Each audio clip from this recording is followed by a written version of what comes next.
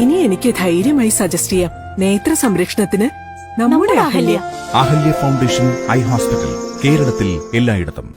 അത്തിപ്പറ്റ ചേലക്കോട് പുനർനിർമ്മാണം നടത്തിയ ഫാറൂഖ് ജുമാ മസ്ജിദിന്റെ ഉദ്ഘാടനം സെപ്റ്റംബർ 21 പാണക്കാട് സയ്യിദ് സാദിഖ് അലി ശിഹാബ് തങ്ങൾ നിർവഹിക്കുമെന്ന് ഭാരവാഹികൾ വാർത്താസമ്മേളനത്തിൽ അറിയിച്ചു. വളാഞ്ചേരി അത്തിപ്പറ്റ ചേലക്കോട് പുനർനിർമ്മാണം നടത്തിയ ഫാറൂഖ് ജുമാ മസ്ജിദിന്റെ ഉദ്ഘാടനം സെപ്റ്റംബർ 21 ശനിയാഴ്ച വൈകുന്നേരം നടക്കുമെന്ന് ഭാരവാഹികൾ വാർത്താസമ്മേളനത്തിൽ അറിയിച്ചു. പാണക്കാട് സയ്യിദ് സാദിഖ് അലി ശിഹാബ് തങ്ങൾ ഉദ്ഘാടനം നിർവഹിക്കും. മഹല്ല് ഗാസി കുരുവമ്പലം സയ്യിദ് KS ഉണ്ണിക്കോയ തങ്ങൾ അധ്യക്ഷത വഹിക്കും.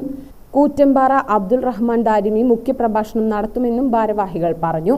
അത്തിപ്പറ്റ മഹല്ല് മുദരിസ് യു കുഞ്ഞാലി ബാക്കവി, സ്ഥലം ഖത്തീബ് അബ്ദുള്ള ലത്തീഫ് എടയൂർ, വാഹിദ് മുസ്ലിയാർ അത്തിപ്പറ്റ തുടങ്ങിയവർ പങ്കെടുത്ത് സംസാരിക്കും. പുനർനിർമ്മാണം നടത്തപ്പെട്ട ഫാറൂഖ് ജുമാ മസ്ജിദിന്റെ ഉദ്ഘാടനം 2024 സെപ്റ്റംബർ 21 ശനിയാഴ്ച അസർ നിസ്കാരത്തിന് നേതൃത്വം നൽകിക്കൊണ്ട് ബഹുമാനപ്പെട്ട പാണക്കാട് സയ്യിദ് സാദിഖ് അലി ശിഹാബ് തങ്ങൾ ഉദ്ഘാടനം നിർവഹിക്കും.